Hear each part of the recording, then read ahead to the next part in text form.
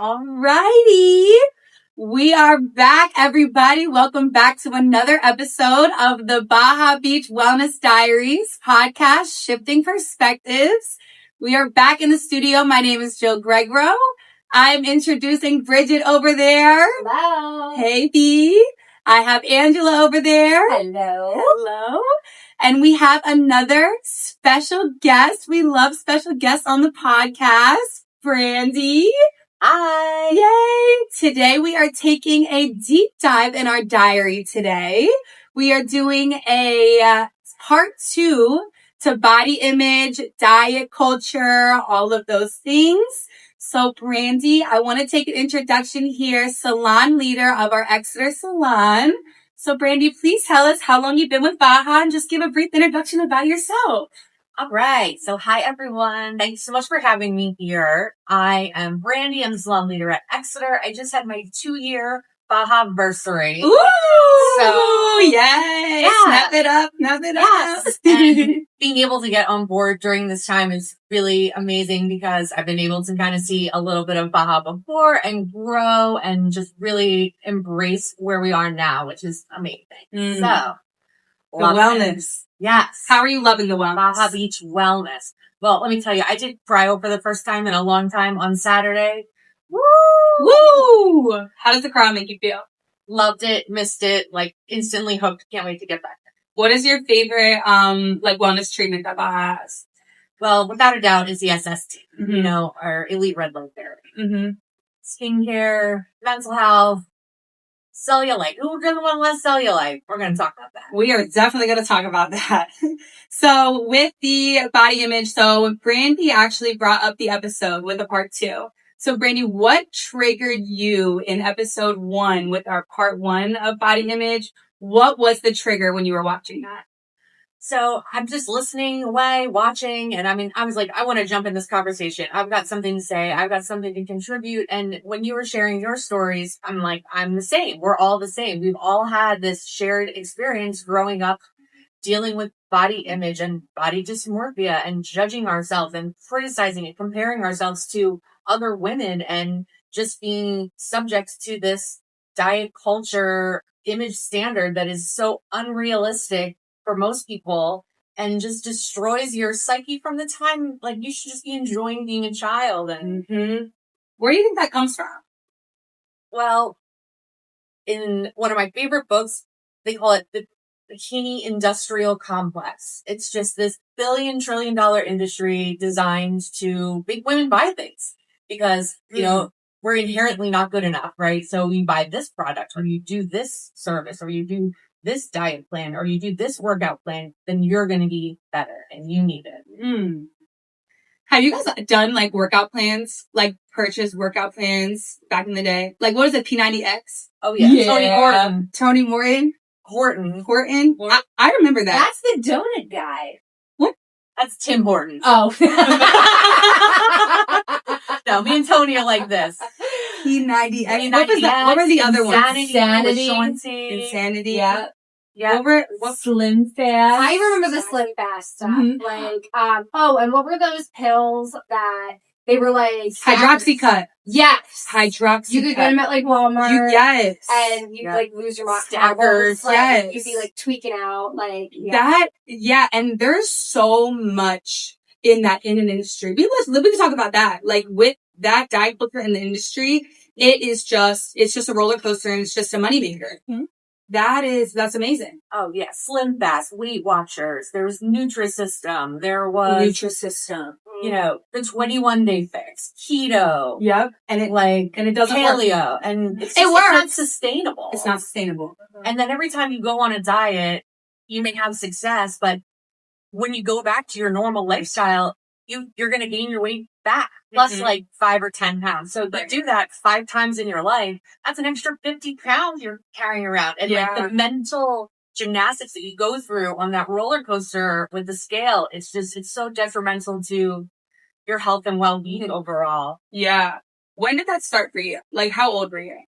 So I was a dancer. Ooh. Okay. And I can vividly remember this, like, it's burned into my brain, right? You know, you're getting ready for the recital. This is your big moment every year. And I took a bunch of classes, and I remember hearing my mom talk to the teacher, like, when you're picking out Brandie's costume, just remember that she's a full-figured girl. And I'm like, you know, 8. God. Oh my gosh. You know, and I'm all ready to be up on stage, center stage, like killing it. And, you know, now I shouldn't be wearing the spandex or the things that that's what those costumes are. Yeah, literally. Yeah. Oh my god. Like, she wanted me out there in a tent. So she want other people to think I'm fat. No. Yeah. So, you know. And this is where this begins. And it's where it starts. So after that, right? So we're a dancer. This is what's happening. Then where do you go? You're 8 years old. Yeah, I mean, just a lifetime of constantly comparing myself to everyone else. And, you know, even a step further into adulthood, like, I compare pictures of myself now to pictures of myself years ago and criticize and tear myself down. Or, you know, like, how often do you ever, like, take a selfie and you're like, oh, it's great. All the time. Good. Yeah. Good. And maybe that's 20-year age difference between us, because I look at it and go like, oh my God, Matt, and, you know, over here. Oh no, I take the selfie and I'm like, I look better back. I'm 29 and I look better at 27, 26, 25. Oh, this is what you're getting at. Yeah. Yeah. Yeah. Cause I'm trying to like be that, but I do keep seeing on TikTok, and I keep saying my 30s are going to be my best year yet, because I'm really working hard to like be better than what myself was like before. But I keep seeing like, people are saying, okay, at age 25, I looked like X. And then at age like 35, I looked like so good. So I'm really hoping that I can have a glow up. I keep saying I didn't peak. Like, I didn't peak yet. You know how people say, like, you peaked? I don't think you should ever think you peaked. Right? Like, you should never, the best is not in the past. It's always ahead of you. It's always here, right? Yeah. So I didn't peak yet. Fine all along. Like, people say I peaked in high school. I didn't peak yet. No. I didn't peak yet.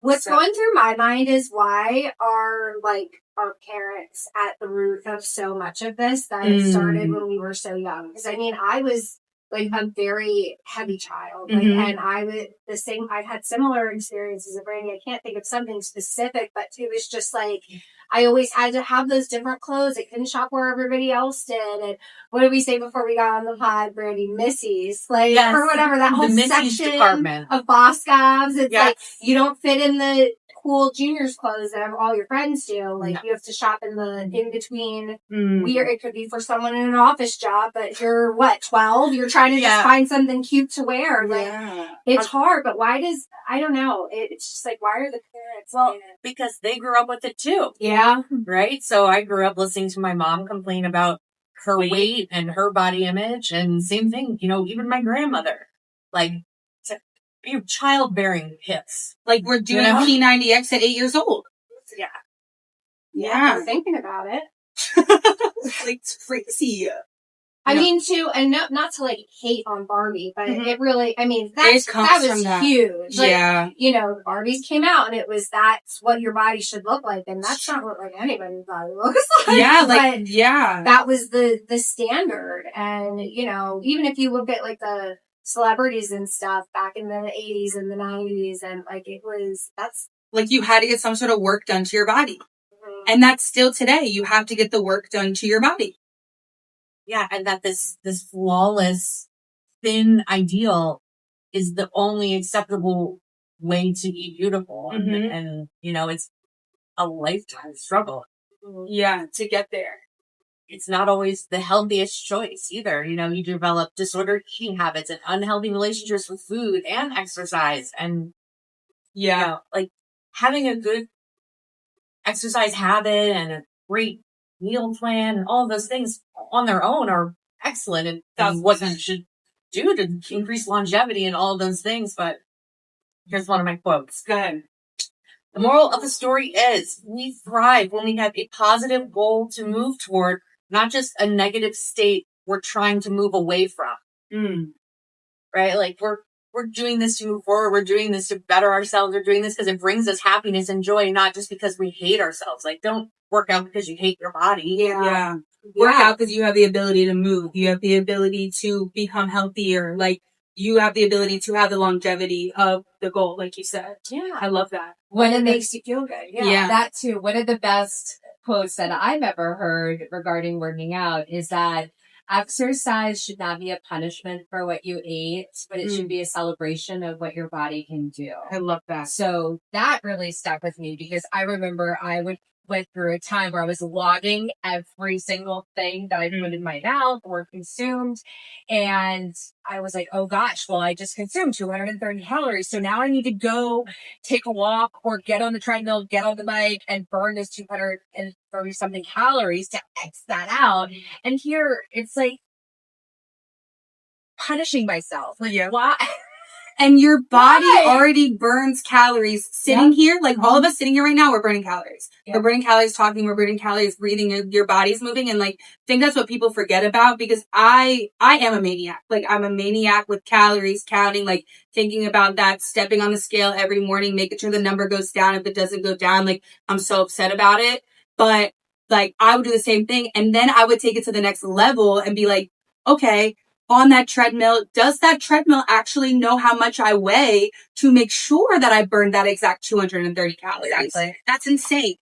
I'm still like that. How do I get away from that? How do I get away from that? I believe there's two things, especially women, and going back to what Brandie initially talked about in the beginning, where it's a multi-billion dollar industry every year, weight loss.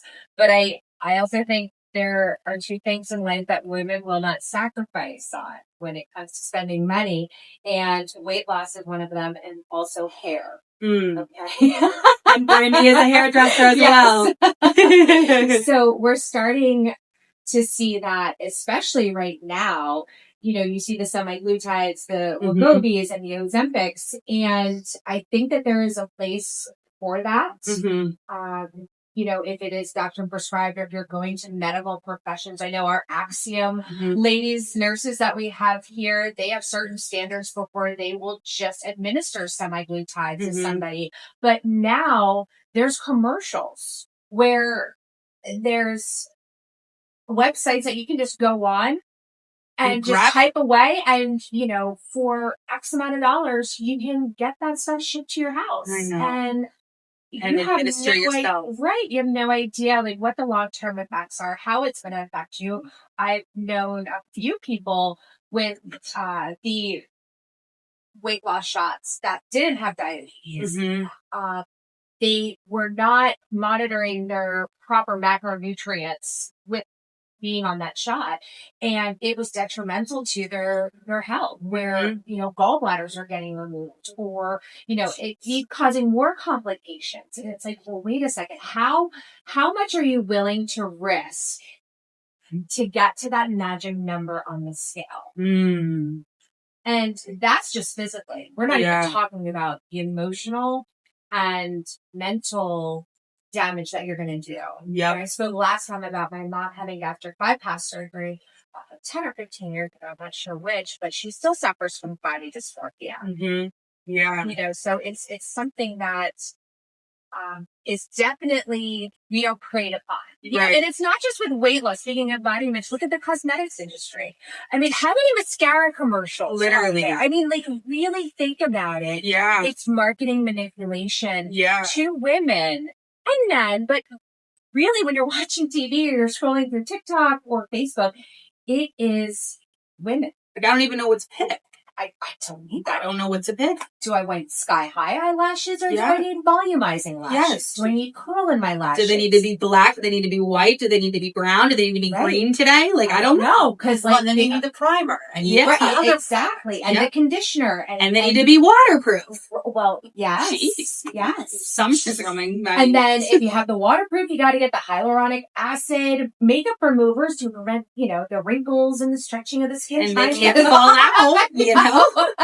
Yeah. Can't It's fall just out. like this never-ending rabbit hole that we can go down. Yeah. You know? So, But just like back to like the long-term effects, like that's the thing, because it's scary, right? We could lose the weight we could lose it in 30 days, right? I keep talking about the 75 hard, but like I'm on day 61. I could have got to my goal weight in 30 days taking some sort of crazy supplement, but instead I'm just doing the 2 workouts a day. I'm eating the healthy diet. I'm tiring myself insanely. I'm working through the mental toughness because that's what I want to do, but I'm scared of the long-term effects. And that's just that was just my choice. But that it's just crazy how easy access you have, for these supplements these days. You don't have to go see the doctor. You can just type on the website and here it is. Inject yourself, have fun. That's scary. Well, just to kind of touch on that, I have a friend, she's been on a weight loss journey and she's getting a little help from the pharmaceutical industry. And again, there's place for that. Yeah, of course. But, in a conversation she shared with me, she's like, I feel like I'm leasing my thin body.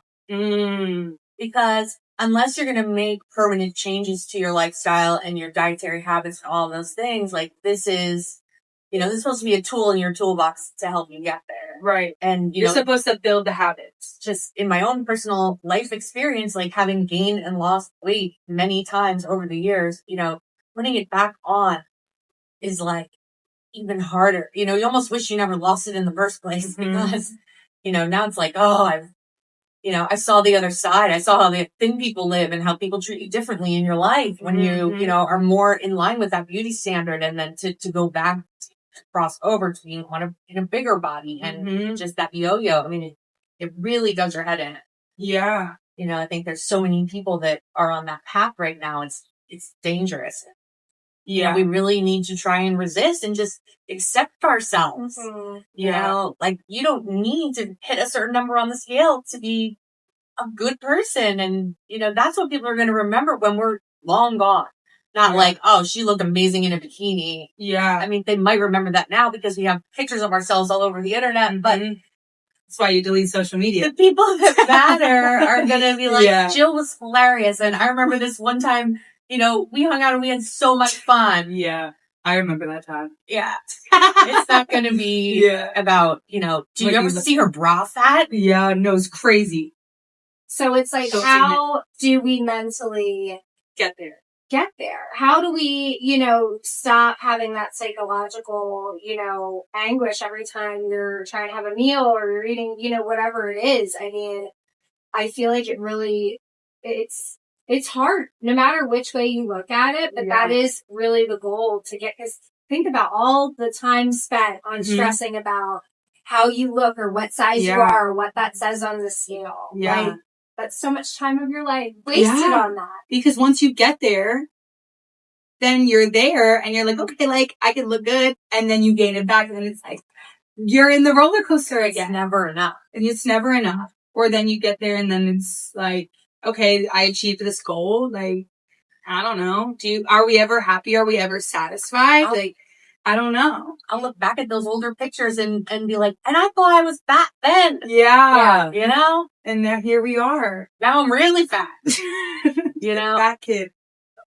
Well, it's also a challenge because we just live in a world where instant gratification is our dopamine. It's our addiction and we want it now. We want it fast and we want the easiest way. Path of least resistance. Right. So weight loss and wellness journey is slow and steady will always win the race. But we I feel, live in a society where we don't have the time, and we are all transparent here where we fall off the wellness bandwagon and we start to feel the aches and the pains and then we're okay, we got to get back on. But it's wanting it now fast. It doesn't matter the price. Right. As long as I can keep going through the motions, going through life, filling everybody else's cup, I'm fine with that. Yeah. Because body image and improving that takes a lot of work, not just physically, but emotionally and mentally as well. And it's not something that's going to happen overnight.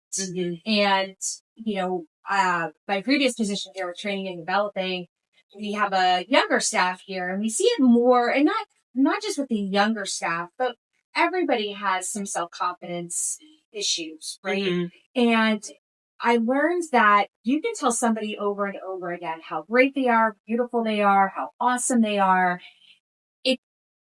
It's that will never resonate with them. They will never feel that unless they convince themselves. Mm-hmm. And that was just like a light bulb, an aha moment where when, my man, right? Like, he'll give me, or, oh yeah, walk slower, or, you get the occasional dry hump in the kitchen when you're bending over and putting, the dishes away. Like, if you're not getting dry humped in the kitchen, are you really in a good relationship?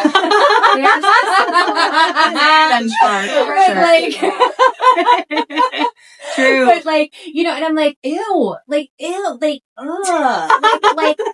I don't feel that way about me. You know what I mean? Mm-hmm. I did at one time. Yeah. Because our self-confidence is supposed to be, it's a little bit of a weight. Because things come into our lives that can affect that, right? Mm-hmm. But he can grunt, moan, hump me all he wants. But unless I'm feeling that, you know what? I am hump worthy. Yeah. You know what? Yeah. Grab my love handles and pull me in. Yeah. Like, it's not I'm not there. Yeah. And it's something that I gotta tap into my mind and say, okay, where can I get back to that? Yeah.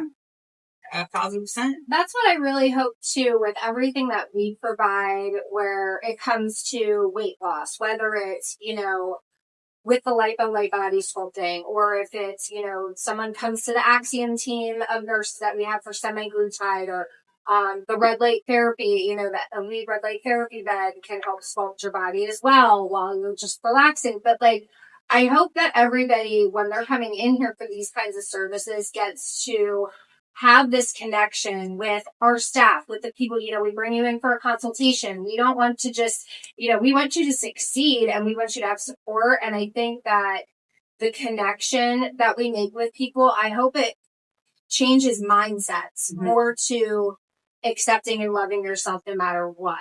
And I know that's that's a really big thing to tackle, especially because, we all work here and, you guys still go through it. You know what I mean? But that's what I want for everybody coming through the door, to understand that you're with like-minded people who understand the journey. We'll be open and honest with you about our journeys, and we want to help get everybody, including ourselves, mentally shift the perspective into happiness. Like, you don't want to hate your body forever. You don't want to hate your body ever, but you don't have to continue to be like that and then shame ourselves constantly. Yeah. And shift your perspective into it's a lifestyle change, and that it's okay to fall off, but you do have the support system here at Baja Beach Wellness that we are able to help you get back on the wellness wagon. We're able to give you that routine, and we're here when you need it, I love doing the lipo consults with people, getting to know them and just being in that environment where it's a little bit more one-on-one and you are able to share more about your own experience and your own story. That's one of my favorite parts about my job. And I can't tell you how many women I've sat down with in this room who, this is the first time that they're doing something for themselves, that they're making this investment in themselves. He got a new set of golf clubs. He got a new motorcycle. So they're ready to do it and ready to make this commitment. And it's really cool to be part of that journey. And everyone, again, just watching the first body image episode, everyone has a story and we're all so similar. Yeah. No, I love that. Brandie, you, used to run marathons. I did. Talk about that. I did. So, around age 32, I signed up for a 5K. Mm-hmm. Long story short, 5K turned into 10 turned into a half marathon. I got hooked on it, and there were a lot of positives that came out of that. There was the satisfaction of doing hard things, right? Crossing finish lines, doing things that other people weren't able or wanting to do, and making that time commitment. But running is a sport where you are quite literally ranking yourself and rating yourself and comparing yourself to thousands of people, depending on what the event is. So you have to have this level of obsession to commit to that kind of training and then compete in these events. And, the whole point is you're running for time, And, am I faster than yesterday? Am I getting slower? What's happening here? All of that. So I would get to the big day, this is a marathon and I'm so like pumped and everything and I should be enjoying this. And I'm still sizing myself up against everyone else standing there who, let's face it, running community is generally slim, petite people who more than likely have been running since cross country in high school. And like, I'm in the last. You started at 32? Yeah. Okay. They put you in, they call them corrals. Mm-hmm. So, the faster people start first and the slower people are in the back. So your girl, I'm in the back every time, But you were there. Yeah. I know, but like, oh my God. Even in that moment, after all that training, I still couldn't really let myself be proud of it because I was like, well, I'm the best of the worst, I guess, and it's just, it was such a because that unhealthy relationship with exercise, was permeating from decades of. What got you into running? I really just wanted to do the first 5K because I listened to public radio and it's a fundraiser for the radio station. And I want to do it for XPN. And shout out XPN. Yeah. And it was great. I love that. And I wasn't last. Yeah. I love that. And just kept making you better. Yeah. So that played a role. I liked challenging myself. Okay. Yeah. And then it was like playing the role in the mental toughness. Did that have anything to do with like your body image, losing weight? Like how did that play the role in the diet culture or anything like that? I think what I loved the most was losing weight. Yeah. Running's a great way to shed pounds. But, I kind of convinced myself that it was good for me despite running and training through injury after injury, like year after year. And got to a point where I can't even do it anymore. So losing that, what the run giveth, the run taketh away, cause that was my drug and that was my thing that made me feel good. And that was the thing that kept me in a size blank. And, now suddenly I'm not able to do that anymore. So now what do I do? Yeah.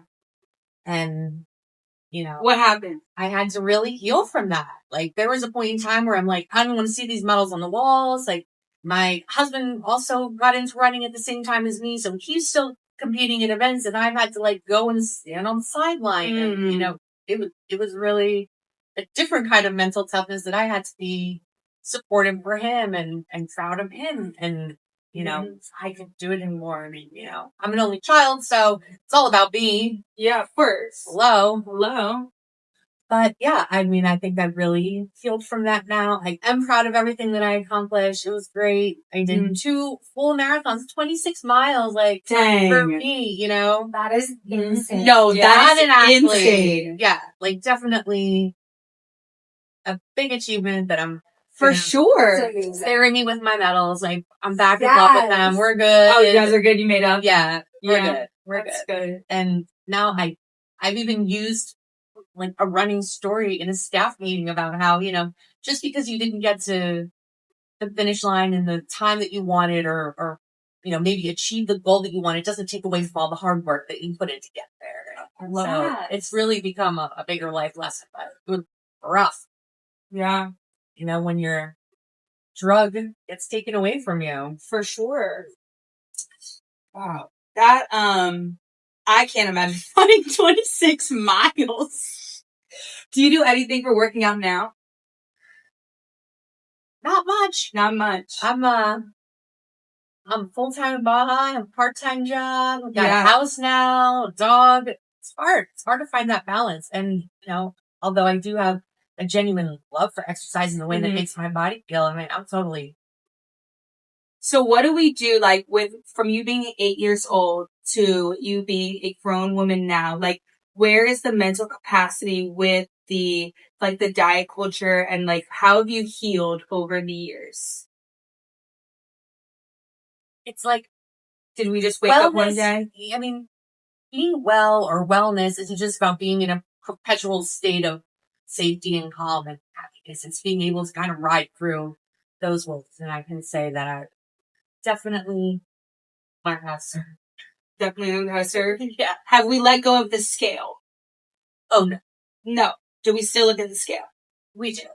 Yeah. We do. And, this just brings another story up. I mean, I have a friend of mine, she told me about visiting her mother who's a dementia patient in a nursing home complaining about her weight. Now, I don't know if that ever really goes away for us. I think you have good days and bad days, and you just roll with it. Yeah. You know? And you buy clothes that makes you feel good, or... Yes. I'm glad you brought that up, just because I think as we get older and we have these life experiences, I know I preach this to our younger team members here, but like body image, yes. Do I still think about it? Yeah. I made a couple of comments yesterday. You know, I know I'm getting some menopausal fluff here and there. You know, I have them plan on how to, you know, address that and tackle that, and thinking this for Baja Beach Wellness. But I think getting older, you start to really shift your mindset in, you know, what are my gifts? What is my purpose? What is my why? And when you start identifying your gifts and what you're great at, that is your self-confidence booster. You know, where you're like, you know what? Yeah, I might not be a size 6. Who cares? Who cares? You know, I could be a size 6, but that's a commitment of a lot of time, a lot of energy. Do I want to go back into my early 20s and do I even have that energy? Do I want to be skinny? No, I want to be healthy. I think that changes too. Healthy versus skinny. You know, so yes, we buy clothes that we feel confident in, you know, and hey, if we got to go up a size, we go up a size with the intention of, you know what, this ain't going to be around long. This is going back to Goodwill, you know, when I drop a couple of pounds. But I think also too, you know, it is what it is in society, but the better we take care of ourselves, and it doesn't necessarily have to be exercise. It can be emotionally, mentally, but the better we take care of ourselves, the better we feel. Or the better we look, the better we feel. The better we feel, the more confident we are. The more confident we are, what happens? You know, we engage more. We put ourselves out there more. And it's just this building of confidence, you know, up and up. And yeah, things are going to happen where it's going to dip a little bit. You know, yeah, I put on, I think 13 pounds since my Mexico trip. I blame Mexico. That was back in May. But, you know I'll get it off. But the other thing I always say too, that the beauty of getting older, I'm approaching my mid 40s, but you know, for every pound, wrinkle, dimple, fine line you get and you gain, it's a fuck you lose. So that's the beauty of getting older, you know, so yeah. I like that. But that's I've never heard that before. And just like learning to listen to your body as well. Yeah. Right. You know, if you're experiencing pain or tightness, you know, then that's going to lead you into a direction that help you feel better. And, you know, that's how I choose exercise or yoga or whatever. It's just listen to what your body needs instead of hating it outright. Yeah. I love that. Like feeding your body because it deserves it. Like we're so like shifting your mindset from that restrictive, hating, punishing to nourishing and caring for yourself and your nervous system and the way you're thinking and how you're talking in your head. Like this is what it needs today. It's not just like you can't lift or be this crazy power like this. You can't do this every day, right? But you can do a yoga or you can take a walk or maybe we journal today or maybe we sit in the sauna today. Like there's other ways that you can really like fuel your body or make yourself feel good and get some movement in, rather than just, you know, doing a crazy workout. So I like that. No, for sure. Do you guys feel like, I feel like every time that I have like an annual, like going to the doctor, this is where I feel like I'm obese again, you know, because when the doctor tells you you're in like some sort of chart that you are on like the obese like scale.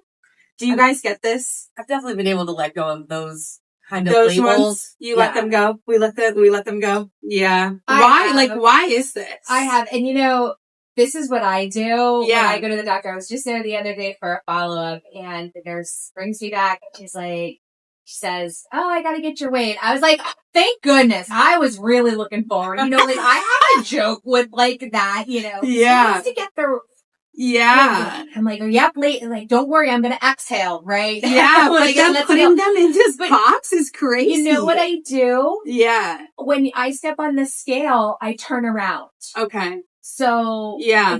before, I don't look at that number because I know if I look at that number, it's going to ruin my day. Yeah. And I don't want that. Like, a number should not determine what type of day I'm going to have. That's why I've steered away from the scale a little bit. I go by my pants and how I feel. Yeah. But like, next time you're at the doctor's office, put the rocks in my pocket and turn around. Just turn around. Just turn around and hop on, and it's great. You know, you're just not giving it power. Then. Exactly. Yeah. I'm in control of the day I'm going to have, the emotional and mental state I'm in. I'm not going to let it ruin me. I love that. Yeah. No, that's good. And just trying to pay less attention to what other people's opinions about my body are. Yeah. You know, like whether I just don't understand. influence or, you know, some square on a chart that says that I should be in this demographic or, you know. Like, how can you put us in a box? I'm in this chapter of my life right now. This is what I'm dealing with. Right. You know, I got X, Y, and Z going on and like, I'm not at my fittest right now. How do you get to determine? How do you get to determine what weight I get to be? My bones are what I weigh. My muscle is what I weigh. My fat is what I weigh. Like, I don't understand how every person is not meant to be the same. Every person's genetics are not the same. Every person's bodies are not the same. If we were, we'd all just be the same robot, right? Yeah. I do want to shift though, just because we are talking a lot about, you know, the way that we are, you know, accept that. And I'm with that. But I will be the first to say that, you know, I've gotten Botox before because for me, you know, hey, I wanted that confidence booster. Yeah. And I'll also be completely transparent that, I believe it was 13 years ago, you know, I chose to get breast augmentation.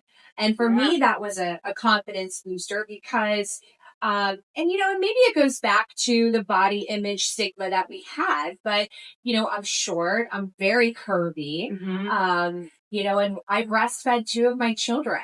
So here I am, I'm curvy everywhere else except up here, you know, and now they look like deflated windsock on a calm day, you know, and for me, that broke my confidence. Yeah. So, you know, I said to myself, I want breast augmentation. You know, that is going to boost my confidence. And it wasn't for any man. It wasn't to, you know, have them out to get free drinks at Legends when I became single again and out on the prowl and at meat markets, you know. But for me, it was just, I wanted to look in the mirror naked. Yeah. And like what you saw. So I see both sides of it. I think when it's taken to an extreme and you start injecting yourself, or whether it's for weight loss, whether it's Botox, whether it's for lips, or, you know, whether you're getting breast implants, if you start doing it for someone else other than you, and it's for the wrong reason, or to compare yourself to somebody else, that's not a good headspace. But if you do it for your own self. You know, I support that. 1,000%. Yeah.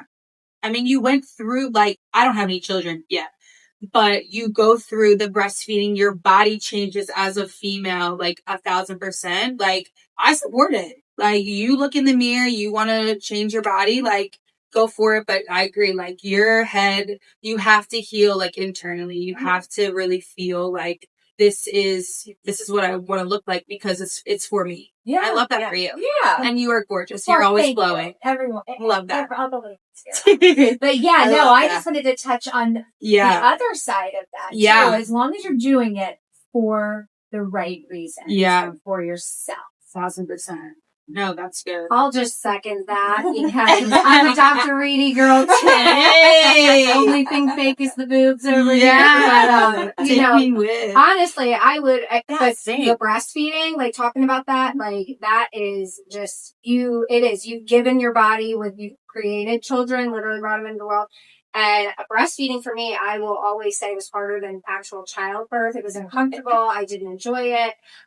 Did it for both my kids. And when the last one was done, I was like, it is time. Like, I never had, I was like maybe a B cup on a good day. And I wanted to have that profile, and I would do it over and over and over again. It wasn't for my husband, but my husband kept my pre-surgery pictures. Like, I'm going to miss these, but and I mean, I'm sure he's really happy now. He seems to be, but it wasn't for anybody but myself. It was really, really for myself. And it wasn't because I hated how I looked before, but I was just like, you know what? If I'm going to go through the rest of my life, I'd like to have big boobs. Yeah. So I'm going to, we're going to do that. Yeah. And I would tell anybody to go for it too. That's just why, like, you're thinking about doing like body sculpting or something for yourself. There is always just go for it. Yeah. But if it's for you and it's going to make you personally happy, do it. Well, what you both said unprompted and effortlessly multiple times is that for me, those are the key words. For me, I would love breast implants, for me, not because I've been, we know a guy comparing, or feeling like you can't be attractive without them, Right. It's just a choice Right. for me. Yeah. You guys being moms, do you guys go through like body image, like, is there something like that happens psychologically, like giving birth and then like your body image? Like, do you go through a period of time with that? Do you know what I'm saying? Like, do you like having a kid? So, like, is it confidence? Yeah. Is it postpartum? Is it like, is this a whole different episode? Like, am I opening up? It might be a whole different episode. However, I will say my first pregnancy with my daughter, like, it was phenomenal. Mm-hmm. Like, I was happy being pregnant. I was in a different time in my relationship with the person who I was with. Mm-hmm. I did not get any stretch marks. I did gain the weight. Mm-hmm. I went at that time, I was 127 pounds. Mm-hmm. I went all the way up to 185, mm-hmm. And then I bounced back pretty quickly. However, I unexpectedly got pregnant again, mm-hmm. In a completely different place emotionally and mentally in the relationship that I was in. It was very toxic at that point. Yeah. So that weighed a lot on it. But my son, yes, I never knew what a hemorrhoid was up until I got pregnant with my son. But my son did give me some tiger stripes. I call them cougar stripes now. Sexy. But not a ton of them, but just, but I embrace that as like I created. Like, I grew a human, literally, with a penis inside of me. Literally, not just one, but two. Yeah, but yet I had more. The confidence didn't spring back as much with my second. But again, not that we should depend on other people to boost our self-confidence, but at that time and toxic relationship that I was in, it didn't help that. Mm-hmm. So yeah, postpartum, body image and getting back to where I was prior to getting pregnant took a lot longer, all around. Just saying, be anything. Mine's probably like the weird, like you said, you bounced back quickly. I feel like I did with both kids, not like back to like the perfect weight or anything, but I just didn't stop moving and was so happy to, not moving like I wasn't like in an exercise plan or anything or nothing like that. I just, breastfeeding, first of all, like you drop weight really, really easily when you're breastfeeding, but I was so happy to not be pregnant. I love both my children and I loved like the flutters, the kicking, all that. But I was happy to have my own body back as mine. And, like, be able to like have all the caffeine I want. And like, lunch meat and like all the things you're not allowed to have when you're pregnant. So I was just not, I was just happy to be on my own. Yeah. I love that. And I think what's like super cool, the way you say things is like the confidence, like how you shift the perspective with the tiger stripes or the cougar stripes, like the way you, like because the way sometimes I self-talk about like the body image, I'm such a positive person, but I think I'm very, like, I'm so hard on myself. I think like with this episode, just, you know, with all of this, I think it's very nice. Like just the way you said everything, it's very positive. The way you just like shifted my perspective going into like my future self with body image, with the culture, with diet culture, with positive self-talk. Like, I really appreciate the way that you just said all this. Like, that's amazing because like, it's so important to positively talk to yourself. We don't give ourselves enough credit. You have to, and especially, you know, and Bridget, I know Bridget and I have had conversations about the kids, especially with girls. She has a daughter, I have a daughter, and I know over the past couple of years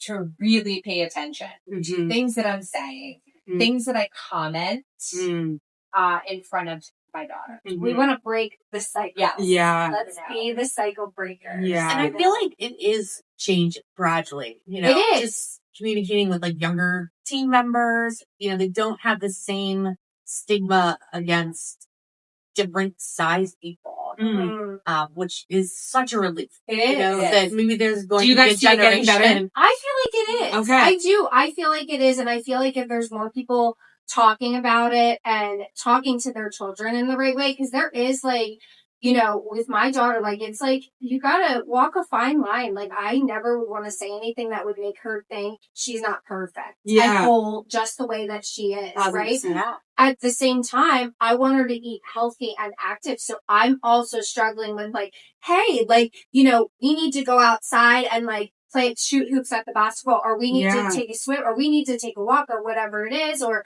we need to, but never being, you know, I just thought of the snack wells from like never like, you know, I don't want her to have the same mental game that I had to break through. Yeah. Like, I want her to just know she's perfect. She's gonna be perfect exactly the way she is. Yeah. So it's hard, but I think if there's more parents taking that approach. Yeah. But we have to get over our own mental game first, right? So that we can. Because like TikTok talks about Almond Mom. You guys know Almond Mom? No, what's that? So like Almond Mom is like, you're so particular in like what's in the household. So like you wouldn't have like Doritos or Oreos or snacks or anything like that. So when you're growing up, you're Almond Mom. You have like very healthy snacks. And then when the child grows up, they go crazy because you go to, let's just say like college, or you know, whatever, you're 18 now, you can go buy whatever. People go nuts because they don't know. They've never had an Oreo, or they've never had a candy bar. So like, look up Almond Mom. Like, it's like people act like that. So in my household, it was very like, it was everything. We had everything. We had soda, we had water, we had whatever. It was salad, it was hot dog, whatever. Like, it was very versatile. So when I grew up, I was able to just make my own decisions. Yeah. Even though like now I'm like, I want to eat healthy and yogurt bowls and granola. Now, actually, I eat healthier now than I think I did when I was a kid. So I think I was exposed to so much like unhealthy food, I guess you could say.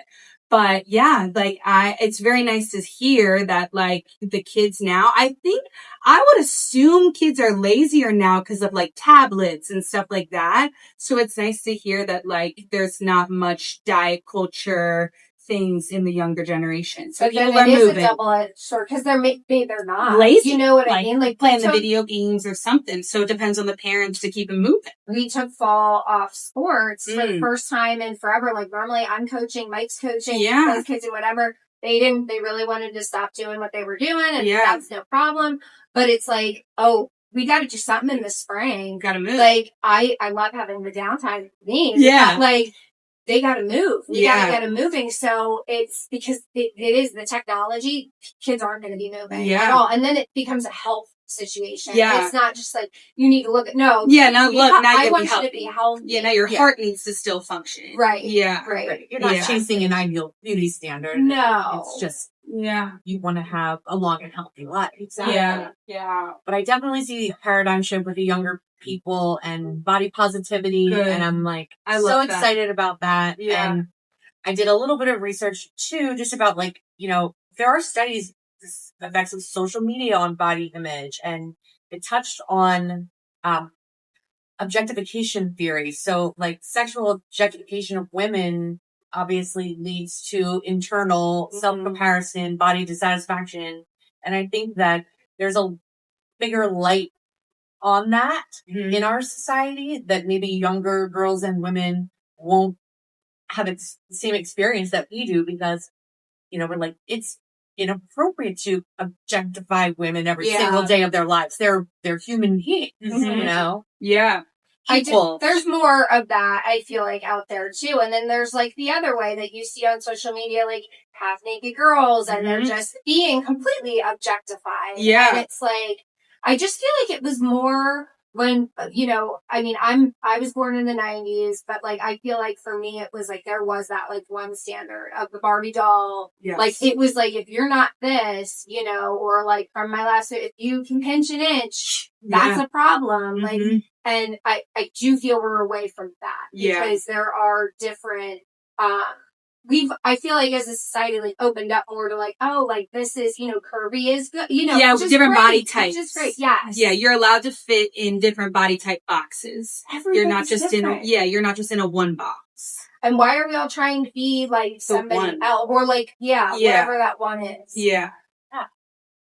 A lot of people that are naturally thin don't have to work that hard at it. Yeah. They're not running 4 hours a day and, counting like 2 tablespoons of salad dressing and all the things that like I know and most of us have been guilty of doing, right? Just chasing this ideal that is ever realistic for my body size. Yeah. The husky partner. Yeah. And no more. Well, and some I've come across very thin females and even also males, where they want to be able to gain weight. Yeah. They want a butt. Yeah, they're not happy either. They're not happy either. And I'm like, oh, okay. Yeah. It's really in you. Yeah. It's really what is in you, because they're just like you just said, like there are people who are super thin out there who want to gain weight or aren't happy with the weight. Like it's not necessarily being skinny. It's just like you have to be mentally happy with yourself. Yeah. And that's hard. Yeah. That's really hard. It is so amazing that like this is a topic.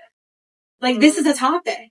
Yeah. And we can't just like, we all just can't grasp the concept of like just being happy with yourself. But we'll get there. Comparison is the thief of joy. Yes. Yeah. Brandie with the quote. Brandie with the quote. Yes. It's so true. Wow. Why would I compare myself to any one of you wonderful women? Right. We have different lives. We're all different. We all grew up different. We're all different ages. Like, we can't compare. We're all bringing something great and cool to the table. Like, it's, we need to celebrate our differences and not 100%. Just all try and fit into this Barbie box. Right? Yeah. Literally the Barbie box. And identifying how you are different. Yeah. And flipping your mindset as, like, how is this a positive? How can I use this to my advantage in life? Like, how can I impact other people? How can I impact my children? Mm-hmm. And just, flipping that. Shift the perspectives. Yes. Yes. Exactly. You are the new hotness. Yeah. Yes. It's so easy to tell other people what to do, how to do it, or like explain it like, hey, you look great. You're amazing. You're this, you're that. I think I struggle. Like, how do I tell myself to do that? This is, and you're speaking to me. You're speaking to me. You stand in front of a mirror and you repeat, I love myself. No. Love myself. I am beautiful. I think we all have ups and downs, no matter how old we are, at times where, maybe we're making decisions in life that are challenging or we're not proud of. And we don't like ourselves in that moment. And when we don't, we need to shift our thinking and start identifying what we're doing that is making us happy and change that. Mm-hmm. And actually execute it too. It's one thing to identify and say, hey, I'm going to go do this, but to actually do it. Wait, what was the question again? No, that's what I'm saying. Like how do I do it to myself? Because it's easy to tell someone, it's easy to be positive and like tell someone else to do it, but like how do I positively self-talk to myself? Thank your body. You know what? Yeah. Exactly. Thank my knees for letting me drop down low all Yeah. those years. Drop it down. Yeah. Get up and know? drop it down. Thank these legs for carrying me all this way in my life, you know, and bringing me here. Yes. Gratitude is huge. Yeah. I do believe in just going through all the gratitudes. Somebody bought me a book a couple years ago. I'm like, why are you buying me a book? I don't read. It was the Gratitude Secret book where it was like, I am thankful for because. Oh, yeah. You know, it's one thing to say, I'm thankful, you know, for my job, Mm-hmm. you know, but it's different to say, I am thankful for my job because I get to go to work, which isn't really even work. Yeah. I love my job. I'm grateful for my job because I get to impact other people's lives. You know, I'm surrounded by amazing women, you know, so I think that helps. But also I had a train of thought. Shoot. I think you just always have to, cause I feel like I've conquered like the body game a little bit. Like I could gain the 40 pounds I lost back and still be, I was so happy at that weight. Like I'm happy at this weight. Yeah. I'm happy no matter what because I love myself. I love my body. My husband loves me. I'm so grateful for him. Yeah. And I just want to be healthy now. But like, you know, you can have that no matter what. There's other things in my life that people can be like, oh, you're so great at this. You're so great at this. And it's like, but I have my standard and it's way higher than anything that you're going to tell me. Literally. And so it's that same thinking and you have to give yourself that credit. And I'm still learning that too, but like, you have to sit back and be like, wait, like, look at all I've done. Look at all I do every day. Look at how I do impact people. Look, you know, and reflect on those things, and which is gratitude. But you're like that too, Joe. Yeah. You're an Aries, and you're just like, I'm gonna do 75 hard. And I'm gonna kick his ass, and Yeah. that's what I'm gonna do. Yeah. And you love checking that box. That is checking the box for you because you're like, I could do that really, really super hard thing. And so then do it like again. And then again. And then keep doing it. Yeah. Yeah. And then there's like more standards. But then you're keep raising the never, bar. Yeah. And you got to make sure that you celebrate, like you've done 61 days. Yeah, it's insanity. Of working out twice a day. Yeah. And what else is? Drinking the water, drinking a gallon of water, eating a healthy diet, reading 10 pages of a book.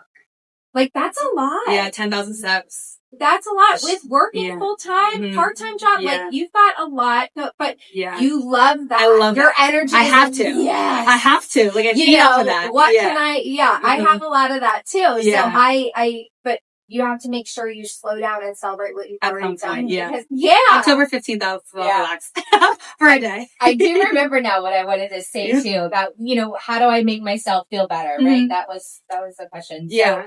So, what I do, what I practice, and I swear by it, is if you want to feel better about yourself, make somebody else feel better about themselves. That's what I do all day. You know, exactly. Yeah. You know, that's why I don't work. I feed off the energy. I do not work. But if I'm having a bad day, any bad day that I've ever had, you know, coming into this environment, you know, and just having the ability to talk to countless people every day, even now when I get on the phone with people, just complimenting them, you know, identifying something that you like, you know, whether it's complimenting their outfit, their shirt, their hair, you don't know what type of emotional state they're in. That compliment might make their whole day because they're in a horrible relationship or they're one step away from, you know, jumping off the cliff, or losing their shit. Yeah. So I think the more positive that you can impact on somebody, that really, that can flip your whole entire day. You should hear this one on the phone. Call Angela. Her phone number is all over the website. She will make you feel better. Yeah, she I love it. I love to hear it. It's the best. So yeah, and it's just, I think, connecting with people, it opens that connection, you know, and then you're having these conversations and you just start to realize, you know what? Hey, I'm I'm not the only one having a bad day. Somebody else is too. And then you're able to flip that around with each other. So yes, that is how one of the ways I make myself feel better is just making somebody else feel better. I love that. Mm-hmm. I love that. I've had to also just, maybe this is a little dark, but, really identify where those delusional behaviors are. Like, no, you are not disgusting. Like, that stop. You drop it and move on. Yeah. Like, okay, so the scale went up 3 pounds. Like, all right, you gotta just let that go and move on with your life and not just carry that around with you all the time because that's heavier than anything what else. Yeah.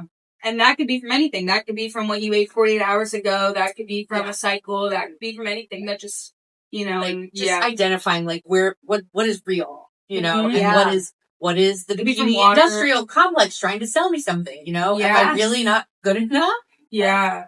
You are. No, for sure. Because your mind doesn't always tell you, like your mind can tell you lies and delusions all the time in that subconscious, and you gotta scrub it out. Scrub it out. If you ladies can go back to your younger self and tell them one thing, what would you say? It's gonna be okay. It's gonna be okay? Yeah. What would you tell them, B? I would just say, you're perfect. You're gonna be different, bigger than everybody else, and just keep going. Because everybody's got their thing. Yeah. I would tell myself, don't listen to anybody else's opinions about you. Like, don't listen to them. It doesn't matter. Because all the negative opinions that were given to me in my childhood or even in adulthood that had negatively affected me, they either weren't true or the people that were telling me those negative opinions, they're the ones that needed to do some self-reflecting themselves. So, yeah. Dang. Yeah. Fuck the naysayers. Yeah. Mm-hmm. That's what I was going to say. It's not a reflection on you. It's a reflection on them. Exactly. Yep. Yeah. It literally has nothing to do. That's what I was going to say. And I was going to say, you don't have to count calories. Like, you don't have to count them. Jill, you don't have to count your calories. Just get your activity in. Just get your steps. Keep playing your sports. Just keep moving. Everything's going to be fine. Keep drinking your water. Everything's going to be fine. But you can take things head on. Just don't take everything so serious, is what I would tell my younger self. I love it. Brandie, you got more quotes over there? Oh, yeah. Keep going. All right. So the book is called Burnout, The Secret to Unlocking the Stress Cycle. Ooh. By Emily and Amelia Nagoski. I give it... Yeah. stars. It's so good. I don't have it because I actually loaned it to my friend. Burnout. It's so good. So when it comes to the stress cycle, they're talking about how much rest is adequate, and when it's overall health and well-being, rest is a big part. Rest and recovery. You can't do 75 hard without rest or you're going to end up with a bum ass knee like me. Yeah. Okay. 5.5 hours last night. So how much rest is adequate? 42% of your day, about 10 hours out of every 24 hours. Well, that's ridiculous. Yeah, that's ridiculous. You might say, I don't have that time. I don't have that. If you don't take the 42%, the 42% will take you. That's why I'm sick. It will grab you by the face, shove you to the ground, put its foot on your chest, and declare itself the victor. And I can definitely speak to that. Like, if you don't ever stop, and we don't, as women, as professionals, we go until we what? Burn out. Burn out. I live in the ER. That's valid. Tax. Oh my and then you got to get a stress test and an echocardiogram and then go to digestive health for GERD. 7 months, 7 days a week for 16 hours a day. It's okay to rest. No way. That should be as big of a part of your health and wellness routine as doing a 5K or, lifting weights. Like, but this is what B talked about in episode 1. Like, there is a way to get to success without having to kill yourself. Like, you don't have to do it insanely. You can get to success, and I keep teeter-tottering back and forth. Like, you can get to success in 2 years. but you could also get to success in 5 years, but you don't, it's longevity, which is this entire episode. Like, you can get there, but you will also burn yourself out. I burnt myself out at like the club I just ran, and I hated it. Like, I had to come back and it was just not what I wanted to do. But like, this with wellness, it's longevity. Like, you can build a business, you can build a successful business, but you have to be happy doing it, and you have to have that longevity. Like, cause you'll drop. You will drop. No, 100%. I've burnt myself out more times than I can count, but I think the difference is I pause, I rest, and I get back up. Yeah. And I consistently And you will know better always now. get back up. Yeah. So, you know, and gotta burnout's learn. inevitable. Mhm. You know, certainly I didn't know what I knew, you know, a long time, 5-10 years ago, but, you know, now, like, I know when I need to do something for myself or monitor my time. I mean, like yesterday, thank goodness, like the nurses came in, I got an IV, like last night did red light. You made me get in the well fit before, and I appreciated it. Last night I was like, oh my God, my skin feels amazing. But if I don't make that time for myself and and just halt, because there's always something to do, right? You will just end up in the cycle again. But the difference is that's why Baja is so great in general, because it's like, hey, you get off the wagon, come back in, get in the infrared sauna pod for a little bit, chill out, reset, get in the cryo. Are you so fed up with your life? Get in the cryo. Just get in the cryo. When you get out, you're going to feel a little bit different. Yeah. You know, doing that even 10 minutes in red light therapy for yourself is going to change your day because it mentally, you know, it's going to do a million other wonderful things, but mentally it's the mental game. And I think what we're doing with the podcast and everything, we're talking more about the mental aspect because sometimes that's bigger sometimes that's contributing to the physical health problems. Without a doubt. Oh my gosh. Yeah. Like, this is what 75 hard is a mental toughness versus the physical. Working out is easy. Yeah. Doing this for 75 days straight, that's what it is. It's for the burn. I mean, it's meant to burn you out. It's meant to make you tougher, honestly. It's meant to level me up. I do like it. I love this shit. But yeah, no, it is. The burnout is real life. And it's just like building the longevity. What did you say? 42%. Say that again. Yeah. That's adequate amount of rest. So 42% of the day, about 10 hours out of every 24. Just like not. Seems crazy. I guess am I resting right now? I don't think I'm resting. I think we're active right now. Yeah. You know what I mean? Like, I like 8 hours, like 6 to 8 hours of sleep. Like, how many hours of sleep do you guys get? No comment. Yeah, sleeps. I know the older you get, the less sleep you need. Okay. I've heard that. Okay. Like I went to bed at 10 last night and I was up at 5. Yeah, that's what I do. But there's sometimes I go to bed at 10 and I'm up at 4. Like, I don't know. Like, I used to set an alarm for every day I get up at 4 a.m. I don't do that. Yeah. Whenever your body like wakes you up. I'm starting to get a little bit more like her, but it's hard. It's very hard. I've just had it ingrained in me. I don't know if it's having 2 entrepreneurial parents that had very successful companies, working for corporate America, being a female in a very dominated, male-dominated industry. That hustle culture absolutely caught up with me. That hustle culture took a lot of experiences away from me. You know, I lost an engagement over it. You know, I lost a lot with that hustle culture. I gained a lot, but I lost a lot of the meaningful stuff. You know? Everything that I gained, I have nothing to show for anymore. So I'm trying to let that hustle go, but I still feel the guilt. Yeah. Not like I'm not, but there's a little bit of that. What makes makes you think you can settle? Like, you know, you keep going. Yeah. You know, girl. I was reminded a couple of times by certain parental units, you know, what do you have to be stressed about? You don't know what it's like to be stressed. If you're dealing with what I'm dealing with, then you can be stressed, which would never happen, right? but just never be in that situation. So I'm starting to let that go a little bit. But it's hard. It's hard. Very hard. Well, and this is what happens. You'll find out when you have children. Mm-hmm. Sometimes with me, a lot of times, if I do take time for myself, that's when the calls come in from the kiddos. Here it goes. Yep. Or, hey, can you run me here? Or can you do that? And it's like, oh yeah, sure. No problem.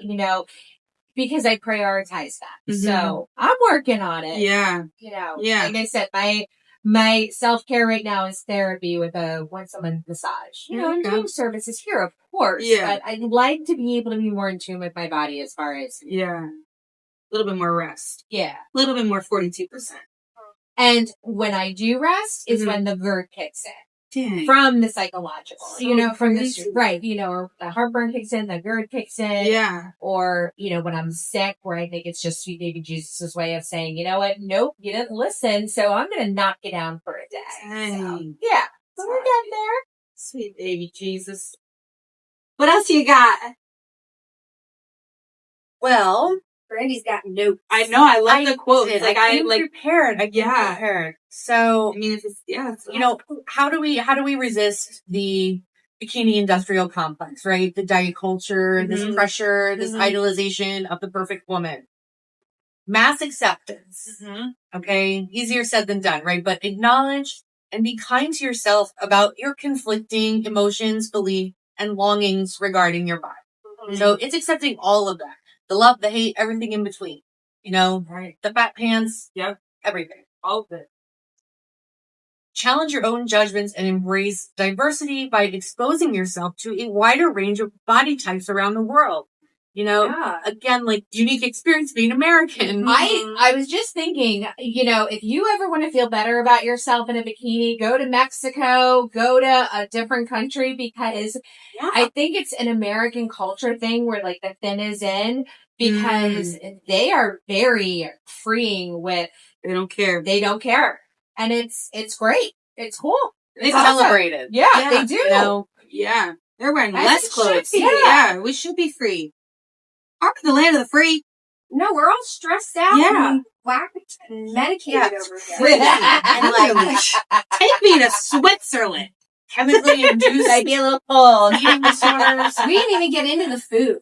Like, oh man, the food. Like our food isn't even red like dye, regulated food anywhere, right? Like red dye, sugar, part free, fructose, corn syrup, yes, everything. But lastly, hi body, what do you need?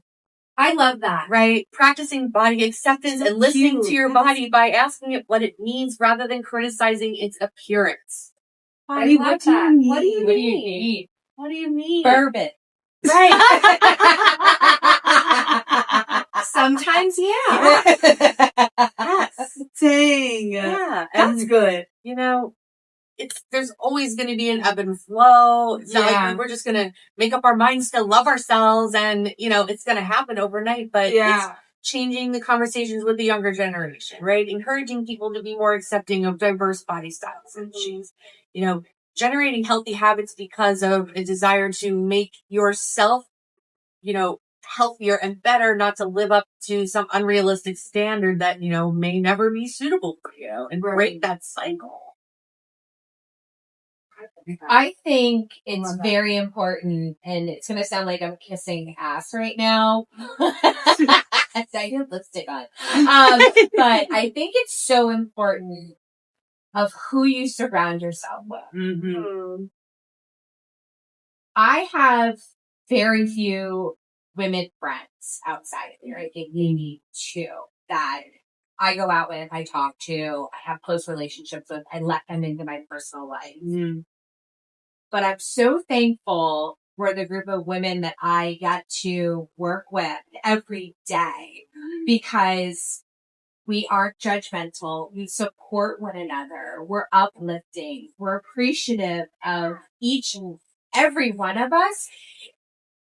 I don't have the body image issues or the lack of you know what I mean? Like I think being here for almost 5 years, like I clearly don't have as many of those or morpheas or stigmas or whatever about myself that I've ever had prior to working here. So I think it's very important, like, with who you do surround yourself with. Because if you're surrounding yourself with naysayers, judgmental people, or people that are toxic in their thinking, they may be great people, but if they're not in the right mindset and they're constantly weighing themselves down and they have poor self-esteem and they are hard on themselves, like, that's carrying over into you.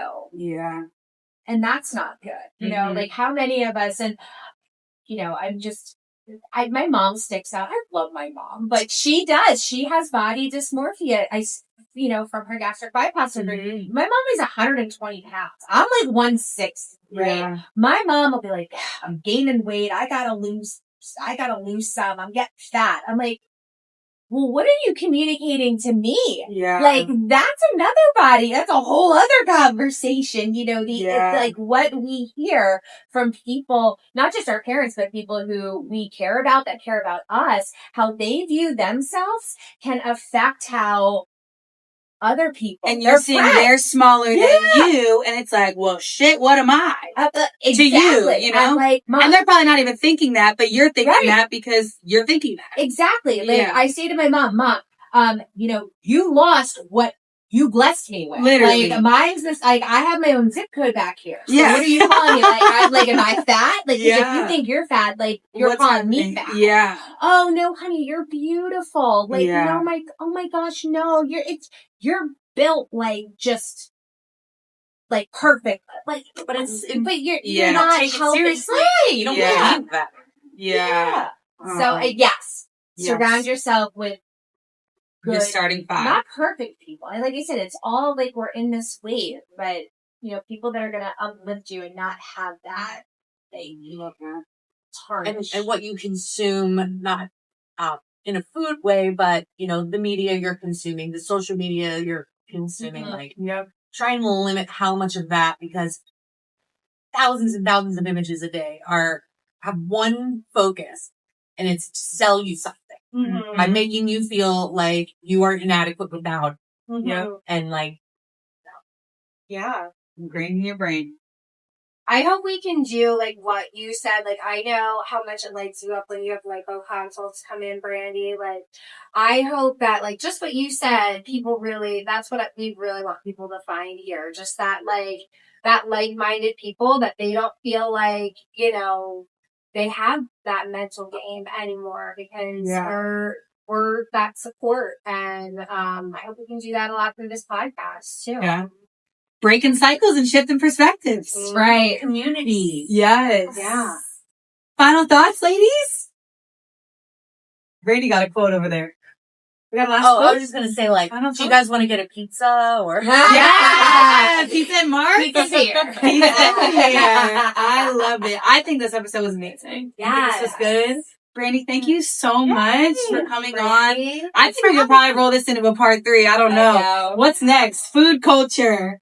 Food culture, food noise, go see Brandie. You're rolling over there, all the wellness stuff. You're really getting the wellness wave popping over there at Exeter. So I see it. Makes you feel good. Yeah. It works. I love it. Well, thank you guys again for tuning in to another episode of Shifting Perspectives, the Baja Beach Wellness Diaries podcast. Tuning in every Monday. You can listen on Spotify and YouTube. We'll see you guys next week. Thank you again. Woo! Yeah, that was fun. That was so good.